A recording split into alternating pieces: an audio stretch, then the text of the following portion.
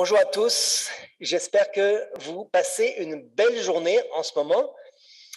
Et aujourd'hui, nous allons parler des principes bibliques de communication interpersonnelle. Alors, c'est un titre un peu compliqué, un petit peu long, mais on va parler des relations, de comment communiquer les uns avec les autres, d'après la parole de Dieu. Comment on peut améliorer nos relations sociales avec des étrangers, dans la famille, avec des personnes qui nous sont chères. Des fois, on peut avoir des petits problèmes de communication, et aussi dans l'Église.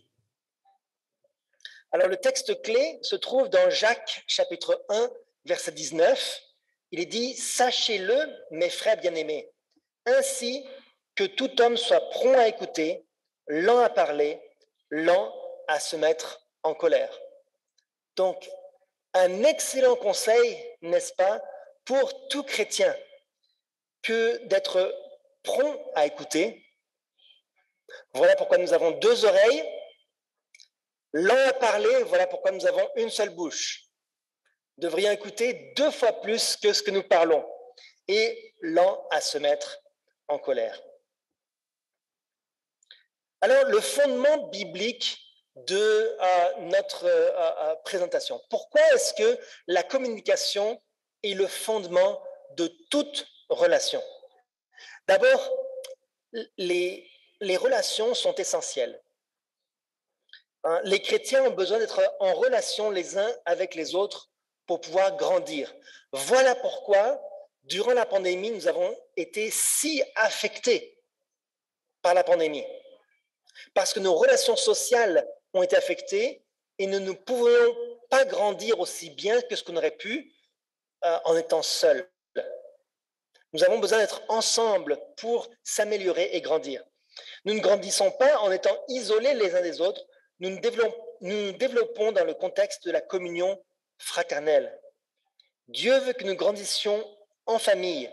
Voilà pourquoi, quand Adam était seul, il a senti qu'il lui manquait quelque chose. Et Dieu a créé Ève, et il leur a dit, multipliez-vous, et en famille, ensemble, nous pouvons nous aider les uns les autres à grandir.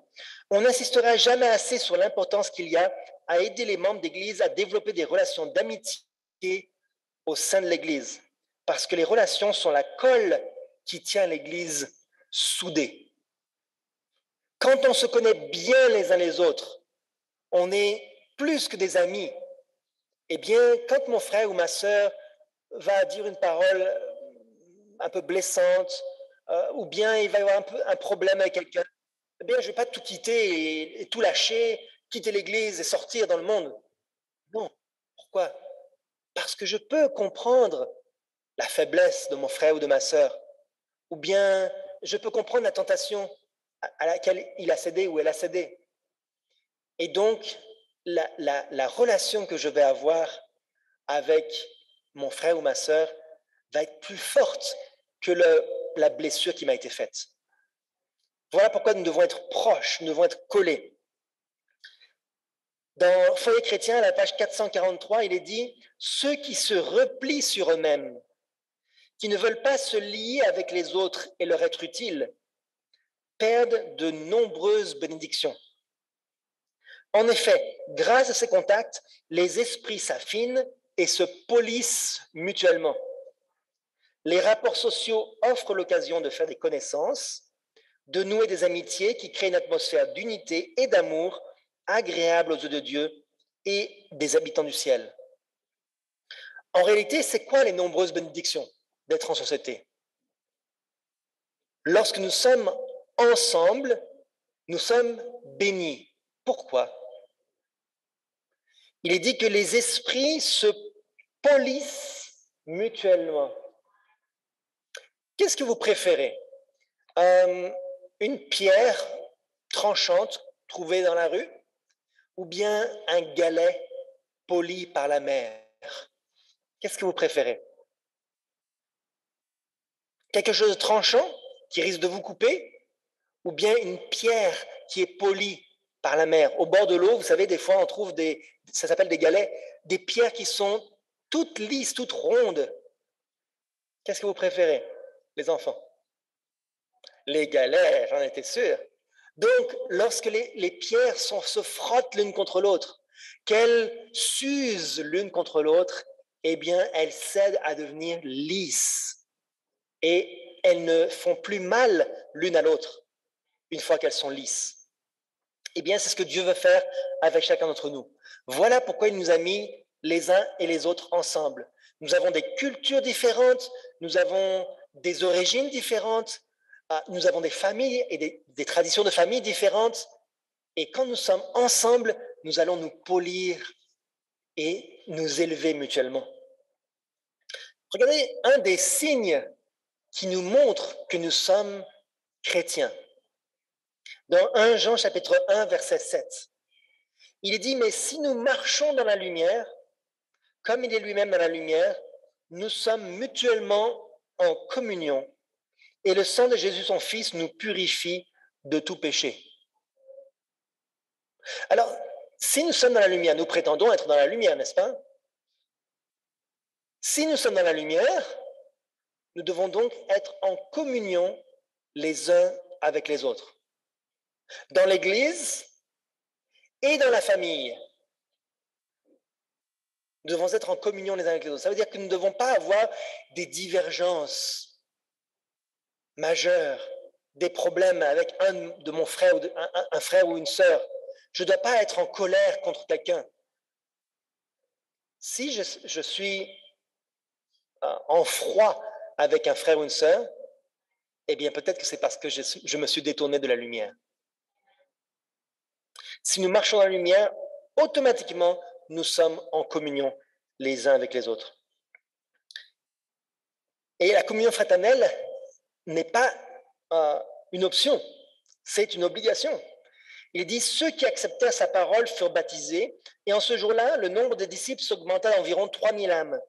Ils persévéraient dans l'enseignement des apôtres, dans la communion fraternelle, dans la fraction du pain et dans les prières. Donc la communion fraternelle, être ensemble, c'est obligatoire pour un chrétien. On ne peut pas être chrétien tout en étant séparé de ses frères et sœurs. Le texte suivant nous dit, si vous n'avez pas régulièrement de communion fraternelle avec d'autres croyants, vous devriez sérieusement vous poser la question de savoir si vous marchez réellement dans la lumière. D'accord? Si vous ne venez pas aux réunions d'église, si vous ne venez pas aux conférences, aux événements sociaux, je ne dis pas forcément à toutes les choses, mais si vous êtes dans votre coin, que vous restez seul, eh bien, peut-être que la lumière vous manque encore. Il faut que nous soyons ensemble dans la lumière pour s'entraider les uns les autres, pour se soutenir et pour se polir les uns les autres. Alors, on parle de ces choses-là dans l'Église, mais c'est la même chose dans un couple.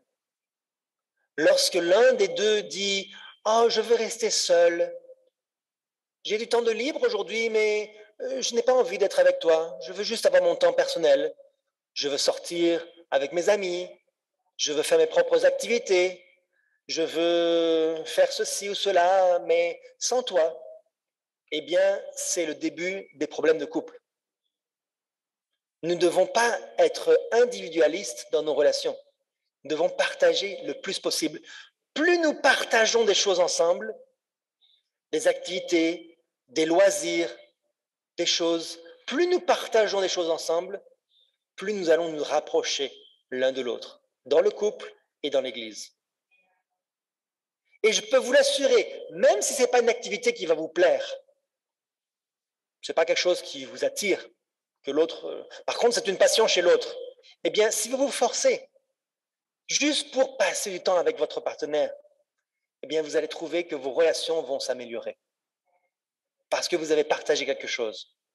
Pourquoi est-ce que vous croyez que certains vieux couples, on dit qu'ils se ressemblent? Le mari et la femme ils sont tellement bien ensemble. Pourquoi est-ce que vous croyez cela? Physiquement, mais ils se ressemblent parce qu'ils ont partagé toute une longue vie ensemble. Ils ont eu des activités ensemble, ils ont partagé des lectures ensemble, des moments sociaux, des moments de tristesse, des moments de joie. Ils ont tout partagé ensemble et à la fin de leur vie, ils sont inséparables. Personnellement, comme vous le savez, j'ai des jumelles et mes jumelles, Émilie et Léa, sont inséparables. On ne peut pas les séparer, en tout cas pas très longtemps. Qu'est-ce qui se passerait si on les séparait? Elles s'ennuieraient très vite. Elles ne voudraient pas chercher une activité sans que l'autre puisse participer, parce qu'elles manqueraient un moyen de renforcer leur relation. Voilà pourquoi les jumeaux ont une relation toute spéciale, plus que des frères et sœurs, parce qu'ils ont tout vécu ensemble. Et ça les a rapprochés. C'est la même chose pour nous. Nous devons être ensemble en tout. Alors, il y a 5 principes relationnels dans nos discussions, dans nos discours les uns avec les autres. 5 principes que nous pouvons voir, que nous pouvons retrouver dans la Bible, qui vont nous aider dans nos relations avec notre prochain. Le premier principe, c'est qu'il faut établir et maintenir des relations saines, autant que cela dépend de nous, avec des chrétiens et des non-chrétiens.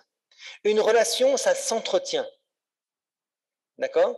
On ne peut pas avoir une relation un jour et puis quitter la personne et puis 10 ans plus tard s'attendre à ce que la relation soit exactement la même.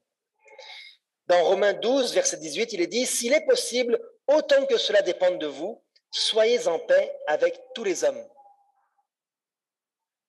Alors, si vous savez qu'une personne a quelque chose contre vous, eh bien, ne laissez pas juste le temps passer sans rien faire. Essayez de régler la situation, parce que sinon, plus le temps va passer, plus vous allez vous séparer, moins vous allez passer du temps ensemble, et le problème va augmenter. Essayez d'être en paix avec tout le monde. Et ça veut dire chrétien et non chrétien. Dans Colossiens 4, versets 5 et 6, il est dit « Conduisez-vous avec sagesse envers ceux du dehors, et rachetez le temps, que votre parole soit toujours accompagnée de grâce, assaisonnée de sel, afin que vous sachiez comment il faut répondre à chacun. » Donc là, on parle à nouveau des gens du dehors. Comment est-ce que nous devons parler avec les étrangers? Qu'est-ce qu'il est dit ici? Il est dit que votre parole soit accompagnée de grâce, assaisonnée de sel. Comment est-ce qu'on peut mettre du sel dans des paroles? Ça veut dire quoi ça? Assaisonné de sel. Quand vous mettez du sel dans un plat, pour ceux qui cuisinent, quand vous mettez du sel dans un plat, qu'est-ce que ça fait, le sel dans un plat? Qu'est-ce que ça rajoute? Ça augmente les belles choses qui sont dans le plat. Ça augmente les bonnes saveurs qui sont déjà dans le plat, mais ça les révèle. Ça va révéler les bons goûts et ça va éviter que la nourriture soit fade. Donc, lorsque vous vous parlez les uns aux autres, ayez des paroles qui soient agréables, qui soient positives, des choses qui révèlent le meilleur dans ce plat, afin que vous sachiez comment il faut répondre à chacun. Maintenant, souvent, on le fait avec des étrangers. Avec les étrangers, on est très capable de faire des compliments, de faire ressortir le meilleur chez la personne, parce que souvent, on cherche à obtenir quelque chose de l'autre. On va à la banque, on va parler à la personne au comptoir, on va être très poli. Bonjour, comment allez-vous aujourd'hui? N'est-ce pas? On va lui dire, si elle a son nom qui est écrit ici, sur sa poitrine, on va lire son nom, on va dire bonjour Madame Martin, comment allez-vous ce matin? Même si on ne la connaît pas vraiment. Juste parce qu'on a envie d'obtenir un service de la personne. On est capable de le faire avec des étrangers. Il faut être capable aussi de le faire à la maison, avec ceux que l'on vit tous les jours, avec ceux avec qui l'on vit tous les jours. Dans Timothée 3, verset 7, il est dit « Il faut aussi qu'ils reçoivent un bon témoignage de ceux du dehors, afin de ne pas tomber dans l'opprobre et dans les pièges du diable. » Ici, on parle des anciens, des pasteurs, donc des diacres. Il faut qu'ils reçoivent un bon témoignage, que les gens, les voisins, aient un bon témoignage de vous. Qu'est-ce que les gens vont dire de vous dans votre dos? Oh, cette famille est tellement désordonnée. Ou bien est-ce qu'ils vont dire, oh, les enfants sont bien éduqués? N'est-ce pas? C'est une des choses que vos voisins ne vont pas vous dire en face, mais qu'ils sauront répéter à d'autres. Votre témoignage, leur témoignage doit être un bon témoignage. Et il est dit dans 2 Timothée 2, verset 24, il est dit que toujours le serviteur du Seigneur doit redresser avec douceur les adversaires. Lorsque vous avez des différences d'opinion avec des gens, comment est-ce que vous réagissez? Dans la famille, c'est très visible. Lorsque quelqu'un n'est pas d'accord avec nous, on est tenté de répondre très vite, très durement. Et il faut avoir de la douceur dans nos paroles. Il faut redresser avec douceur les adversaires. Si quelqu'un n'est pas d'accord avec nous, au lieu d'être agressif, de lui dire non, j'ai raison, tais-toi, il faut être beaucoup plus doux et patient. Et en montrant, comme si on voulait convaincre quelqu'un de la véracité de ce que l'on dit. Je me rappelle une expérience où j'essayais de parler à un membre de ma famille de différents conseils que je lui donnais. Et cette personne-là n'acceptait pas. Et je dis, mais pourtant, c'est tellement logique ce que je dis, mais pourquoi est-ce que cette personne-là n'accepte pas? Et là, j'ai demandé conseil à quelqu'un et cette personne m'a dit, comment est-ce que tu agirais si cette personne-là n'était pas membre de ta famille? Si c'était un voisin que tu voulais convaincre, que tu avais raison, comment est-ce que tu parlerais? Est-ce que tu parlerais de la même manière? Et là, je me suis mis à réfléchir et effectivement, on agit différemment avec les membres de notre famille. Si c'était un voisin que j'essayais de convaincre, je lui parlerais de tous les bénéfices, de suivre ce conseil, des raisons, j'essaierais de parler à la logique et pas de faire juste des reproches comme un parent pourrait faire à ses enfants, n'est-ce pas? Donc, notre attitude doit être différente. Et enfin, la raison principale pour laquelle nous devons bien agir envers les gens du dehors, c'est parce que dans 1 Pierre 2, il est dit « Ayez au milieu des païens une bonne conduite, afin que là même où ils vous calomnient comme si vous étiez des malfaiteurs, ils remarquent vos bonnes œuvres et glorifient Dieu au jour où il les visitera. » Qu'est-ce que ça veut dire? Ça veut dire qu'un jour, grâce à vous peut-être, vos voisins vont être convertis. Un jour, Dieu va parler à leur conscience. Et lorsque Dieu parlera à leur conscience, ils se rappelleront de vous qui étiez chrétiens. Et ils se rappelleront de comment vous agissiez, comment vous parliez, comment vous vous comportiez. Et s'ils aiment ça, ça portera un bon témoignage. Ils remarqueront vos bonnes œuvres et ils glorifieront Dieu. À ce moment-là, ça peut les convaincre. Ça prend peut-être plusieurs années. Mais notre témoignage, notre attitude à la maison a une influence sur nos voisins. Je me rappelle chez mon père était quelqu'un qui criait beaucoup, qui était quelqu'un de assez dur, des fois même violent, et il criait tellement fort que tous les voisins pouvaient l'entendre.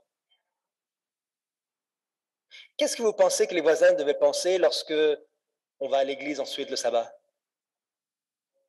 On va à l'église, on est bien habillé, on parle bien le jour où on est à l'église, et quand on rentre à la maison, les cris commencent. Qu'est-ce que vous pensez de ça? Est-ce que vous pensez qu'ils veulent une telle religion qui est hypocrite comme ça? Non. Alors voilà le premier principe. Le premier principe, d'avoir des discours qui soient calmes parmi nos amis et parmi les voisins. Voilà un des grands principes bibliques. Être calme, tranquille lorsque l'on parle et considérer notre famille un peu comme si c'était des étrangers lorsqu'on leur parle aussi, avec politesse et respect. Le deuxième principe biblique, c'est de prendre l'initiative de rencontrer de nouvelles personnes.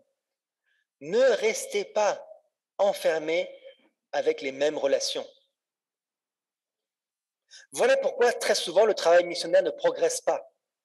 Parce que nous restons avec les mêmes personnes. Nous connaissons un cercle d'amis, soit étroit, soit large, mais nous restons avec nos amis. Poussez-vous pour essayer de créer des amitiés différentes. Il dit que chacun de nous complaise au prochain pour ce qui est bien en vue de l'édification. On veut parler à plus de personnes pour les élever, pour qu'eux aussi s'améliorent. Nous sommes dans cette société, bien sûr, nous nous préparons pour le ciel, mais nous devons préparer les gens qui sont autour de nous. Nous devons rendre le monde meilleur. Et une des manières de le faire, ce n'est pas de rester chez nous, c'est d'avoir des relations sociales. Créer des amis, créer des opportunités pour rencontrer des gens. Allez dans la rue, rencontrer des gens. Faites quelque chose où trouvez-vous un club social si vous n'avez pas d'activité, un club de sport, rencontrez des gens, prenez des cours de langue, allez rencontrer des gens pour pouvoir développer vos capacités de faire du bien autour de vous. Et vous allez voir que beaucoup de gens vont être impactés. Peut-être que vous ne remarquerez pas ça, mais beaucoup de gens vont savoir qui vous êtes. Dans 1 Corinthiens 9, il est dit « Car bien que je sois libre à l'égard de tous, je me suis rendu le serviteur de tous afin de gagner le plus grand nombre. » Ça, c'est aussi un autre conseil de l'apôtre Paul. Vous pouvez joindre des clubs sociaux, mais ce que Paul faisait, c'est qu'il rendait service aux gens. Il allait dans une ville, bien sûr, il allait à la synagogue, mais le reste du temps, qu'est-ce qu'il faisait? Il demandait où est-ce qu'il y a des veuves, des orphelins. Qui est-ce que je pourrais aider aujourd'hui? Est-ce qu'il y a quelqu'un qui a besoin de réparation dans son vêtement? Vous vous rappelez que l'apôtre Paul était couturier. Est-ce que quelqu'un a besoin de réparer ses vêtements? Qu'est-ce que je peux faire pour aider? Et croyez-le ou non, lorsque l'on aide quelqu'un, ça a une influence positive, non seulement sur la personne, mais sur tous ceux qui l'ont remarqué ou tous ceux qui vont entendre un jour parler de cela. Ça a vraiment une influence importante. Dans Tite 1, verset 8, le chrétien doit être aussi hospitalier, ami des gens de bien, modéré, juste, saint, tempérant et toutes sortes d'autres critères. Alors donc, un des critères importants, c'est d'être hospitalier. Bien sûr, peut-être que vous n'avez pas l'habitude de recevoir des gens chez vous autres que vos connaissances déjà. Avez-vous déjà reçu chez vous des gens que vous ne connaissiez pas, que vous n'avez jamais rencontrés, comme Lot l'avait fait avec ces deux étrangers qui étaient à la porte? Il ne les a jamais vus. Il ne connaît pas leur caractère. Il ne sait pas qui ils sont. Et il les a invités chez eux. Pensez à cela. Cherchez autour de vous qui aurait besoin d'aide, qui aurait besoin de soutien, soit de dormir chez vous, ou bien quelqu'un aurait besoin d'un repas chaud, quelqu'un aurait besoin que vous passiez du temps avec lui ou avec elle. Cherchez autour de vous et vous allez développer votre réseau de communication. Le troisième principe, c'est être disposé à engager une conversation et à écouter les autres. Donc, non seulement parler, mais aussi écouter. Dans Proverbe 18, versets 13 et 20, il est dit « Celui qui répond avant d'avoir écouté fait un acte de folie et s'attire la confusion. » J'aime beaucoup les proverbes, des fois il y a beaucoup d'humour dans ces versets-là. Hein, celui qui répond avant d'avoir écouté fait un acte de folie. Oui, je sais. Avant même que la personne ait fini sa question, il répond déjà. Eh bien, ça crée de la confusion. Il dit « écoute plutôt ». Là, je vous parle de quoi? Par exemple, dans un couple. Je prends l'exemple d'un couple, puisque nous avons fait toute une série sur les relations matrimoniales. Dans un couple, par exemple, si la femme vient voir le mari et elle lui dit une chose, et avant même qu'elle ait terminé, parce que vous savez que des fois les femmes parlent longtemps, avant même qu'elle ait terminé, l'un va dire oui, oui, oui, j'ai trouvé la solution, et voilà, et il apporte la solution. Pensez-vous que cela ne va pas s'attirer la confusion? Ça va créer des problèmes dans le couple. Okay? Nous devons écouter la personne quand elle a besoin de parler. Sachez-le, mes frères bien-aimés, ainsi que tout homme soit prompt à écouter, lent à parler, lent à se mettre en colère. C'était notre verset clé. Donc, il faut être prêt à écouter en premier. Et puis, ça va dans l'autre sens, on va en parler dans un instant, mais ça va dans l'autre sens aussi. Pour un homme aussi a besoin de parler et de savoir communiquer avec sa femme. Le quatrième principe, c'est de faire preuve d'empathie et de compassion. Dans Psaume 86, verset 15, il est dit « Mais toi, Seigneur, tu es un Dieu miséricordieux et compatissant, lent à la colère, riche en bonté et en fidélité. » Dieu est bon pour nous. Si nous voulons être comme Jésus, nous devons faire preuve de miséricorde. Nous avons beaucoup de tolérance envers les étrangers et beaucoup moins envers ceux de notre propre foyer. En tout cas, c'est comme ça que je le perçois. Et il faut essayer d'avoir beaucoup plus de patience pour ceux qui sont proches de nous, d'avoir de la miséricorde et de la compassion, pour être lent à se mettre en colère. N'imaginez pas des choses que quelqu'un aurait pu vous dire en essayant de développer toutes sortes d'idées, d'interprétations de ce que la personne a voulu dire. Oh, la personne a dit ça, si, mais en fait, c'est ça qu'elle voulait vraiment dire. Ou bien, oh, aujourd'hui, il ne m'a pas dit bonjour. C'est parce que, voilà pourquoi. Et on va créer toutes sortes d'idées qui vont séparer des gens au lieu de les rapprocher. Soyez miséricordieux.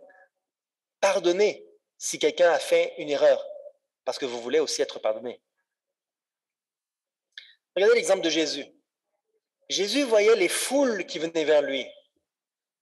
Il voyait les gens qui étaient pécheurs, qui étaient malheureux, qui étaient menteurs, voleurs, tricheurs, certains qui étaient malades. Et au lieu d'avoir du dégoût pour ces gens-là, il avait compassion d'eux. Comme je disais aux enfants tout à l'heure, dans l'école du sabbat des enfants, je disais que souvent, on ne sait pas pourquoi une personne est méchante. Si une personne est méchante avec vous, on n'a aucune idée de pourquoi.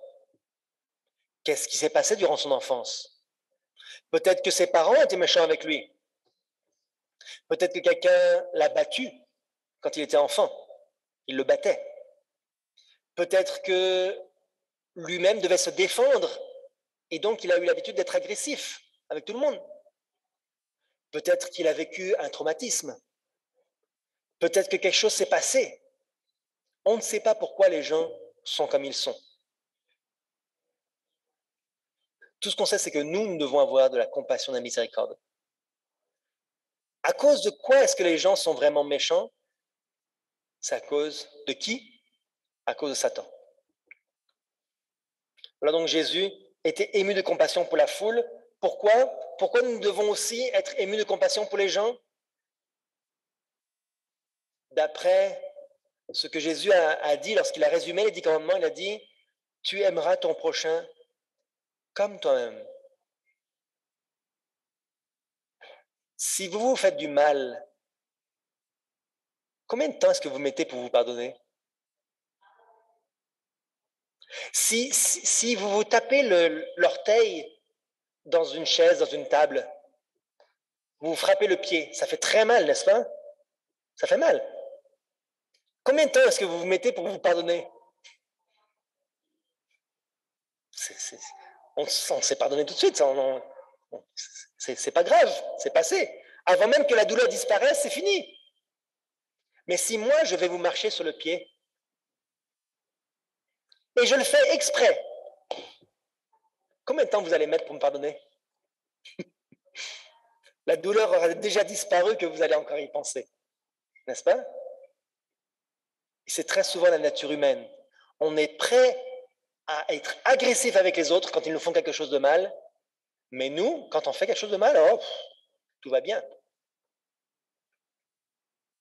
Aimer notre prochain comme nous-mêmes. Pleurer avec ceux qui pleurent. Être ému avec ceux qui sont émus. Comprendre la faiblesse et la douleur des autres. C'est rare que les gens pleurent devant vous, mais souvent ils souffrent en silence. Eh bien, il faut apprendre à avoir de la compassion pour comprendre la souffrance des gens, même s'ils ne vous la montrent pas. Quand il dit en Romains 12, il dit « Réjouissez-vous avec ceux qui se réjouissent, pleurez avec ceux qui pleurent. » Passez du temps pour connaître les gens.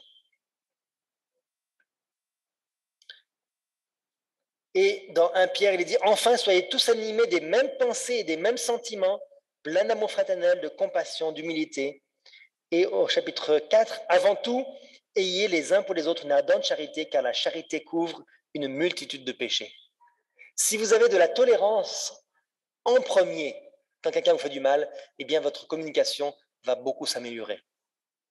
Dans le cercle de la famille, dans un couple, les relations vont beaucoup s'améliorer. Pardonnez facilement. Le 5e principe, et le dernier que nous allons voir jusqu'à présent, il dit dans Psaume 37, verset 7, « Garde le silence devant l'Éternel et espère en lui. Ne t'irrite pas contre celui qui réussit dans ses voies, contre l'homme qui vient à bout de ses mauvais desseins. » Ne pas se mettre en colère rapidement. Manifestez de la patience dans les choses. Lorsque les gens vous agressent, soyez patient. Dieu, il est dit, qui rendra à chacun selon ses œuvres, réservant la vie éternelle à ceux qui, par la persévérance à bien faire, cherchent l'honneur, la gloire et l'immortalité. Lorsqu'on fait du bien à quelqu'un, ne vous attendez pas à ce que la bonne action soit tout de suite évidente. Vous pouvez passer des années à faire du bien à une personne sans voir des bons résultats. Mais au bout d'un moment, vous pourrez peut-être le voir. Combien de temps Jésus a passé, les enfants, combien de temps Jésus a passé avec Judas? Combien de temps est-ce qu'il a passé à essayer d'avoir une bonne influence sur lui? 3 ans et demi. 3 ans et demi avec Judas. Il a insisté pour que Judas puisse être dans le meilleur environnement possible. Il lui a donné de la patience. Et au bout de 3 ans et demi, Judas n'avait pas changé. Certains ne changeront pas, mais ils ont eu la chance. La même chose s'est produite avec Pierre.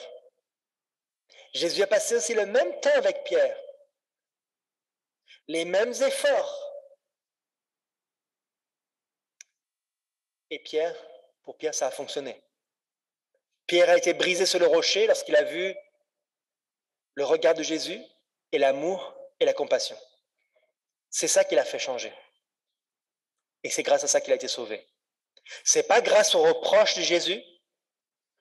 C'est pas grâce à la colère de Jésus qu'il a été touché, qu'il a changé. C'est grâce à l'amour, à la compassion. Le fruit de l'esprit, c'est l'amour, la joie, la paix, la patience, la bonté, la bénignité, la fidélité, la douceur et la tempérance. La loi n'est pas contre ces choses. Alors j'ai une question pour vous. De tous ces aspects du fruit de l'esprit, combien sont à propos des relations les uns avec les autres et combien sont juste pour nous? Okay, j'ai souligné en jaune les choses qui concernent les relations les uns avec les autres. L'amour. L'amour, on n'est pas tout seul pour aimer, n'est-ce pas? La joie, on peut être joyeux tout seul. On n'a pas besoin d'avoir d'autres personnes pour être joyeux. Mais la paix, on doit forcément avoir des relations. La patience, c'est pareil. Si je suis tout seul, je suis très patient tout seul. Je ne vais pas m'énerver. La bonté, la bénignité. La bénignité, c'est la bienveillance. C'est encore une fois des relations avec les autres et la douceur. Donc, vous voyez que de toutes ces choses-là, seulement 3 concernent moi et 6 concernent les relations avec les autres. Voilà pourquoi nous sommes des êtres sociaux. Nous ne devons pas rester dans notre coin. Nous devons avoir des occasions pour pratiquer le fruit de l'esprit. Nous devons mettre en pratique ces conseils d'être sociaux pour mettre en pratique cela. Si les gens nous heurtent, nous font du mal, eh bien c'est nécessaire pour que ma patience augmente, pour que mon amour augmente pour eux malgré le mal qu'ils me font. Vous comprenez? Voilà pourquoi Dieu veut que nous soyons comme ceci. Et nous allons user de patience envers tous. Alors pourquoi la patience? À quoi ça sert la patience dans nos relations les uns avec les autres? Dans Jacques 1, verset 4, il est dit « Il faut que la patience accomplisse parfaitement son œuvre afin que vous soyez parfaits et accomplis sans faillir en rien. » À quoi sert la patience? La patience sert à devenir parfait. Lorsqu'on dit aux enfants « attends », ce n'est pas pour les embêter, c'est parce qu'on veut qu'ils développent la patience. Et en étant adultes, nous devons développer la patience lorsque les autres nous marchent sur les pieds. Pourquoi? Parce que c'est comme ça que nous pouvons devenir parfaits. Regardez tout ce que Jésus a supporté sur la croix. Judas pensait que Jésus pouvait se révéler tel qu'il est, comme le Dieu du ciel. Mais il ne l'a pas fait. Patiemment, il a enduré tous les reproches, toutes les insultes, toutes les blessures, et il est mort pour nous. Tout ça pour que nous devenions, nous aussi, parfaits à notre tour. Alors, soyons donc patients, frères, jusqu'à l'avènement du Seigneur. Verset 9, il est dit « Ne vous plaignez pas les uns des autres, frères, afin que vous ne soyez pas jugés, car voici le juge est à la porte. Ne pensez pas que vous êtes meilleurs que les autres. Ne pensez pas que votre opinion compte plus que celle de l'autre. Ne pensons pas que nous valons plus qu'une autre personne. Nous sommes, aux yeux de Dieu, nous sommes tous égaux. Nous avons tous une valeur importante. Et donc, si nous nous plaignons les uns des autres, au lieu de nous élever les uns les autres, on va se rabaisser. La vie est comme un ascenseur. Quand on monte dans un ascenseur, on emporte avec nous toutes sortes de personnes, tout notre entourage. Et si nous montons, nous allons aussi faire monter avec nous les gens qui nous entourent. Mais si nous descendons, si nous avons des mauvaises habitudes, si nous cultivons un caractère mauvais, si nous sommes méchants, eh bien nous allons aussi rabaisser les gens qui nous entourent. Alors que Dieu nous aide, frères et sœurs, que Dieu nous aide à développer un caractère qui va élever les gens autour de nous et que nous puissions avoir de bonnes relations. Alors, nous continuerons la semaine prochaine, si vous voulez bien, voir comment en pratique nous pouvons avoir des meilleures relations les uns avec les autres, spécialement pour ceux qui sont mariés, dans les couples, dans les familles. Que Dieu soit avec vous et qu'il vous bénisse. Amen.